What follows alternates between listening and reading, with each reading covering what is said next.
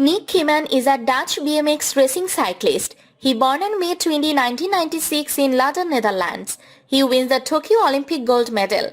Kieman gave up during the 2018 UCI BMX World Championships due to spam.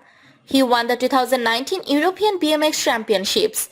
His younger brother Justin Kieman is also a BMX rider and competed in the junior events at the 2016 UCI BMX World Championships. From age 7, he was interested in cross cycling.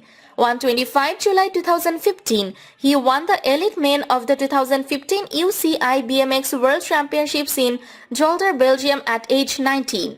He came in second during the time trial the day before. Kieman became the second Dutch BMX World Champion.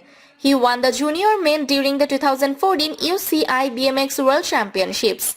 In August 2014, Kieman together with Wiebe Shelton won a bronze medal in the team boys event at the 2014 Summer Youth Olympics. At the 2016 Olympics, he finished 7th. He fell in the quarterfinals, injuring his ankle ligament and a metatarsal bone. He had to recover from his injuries between August 2016 and February 2017.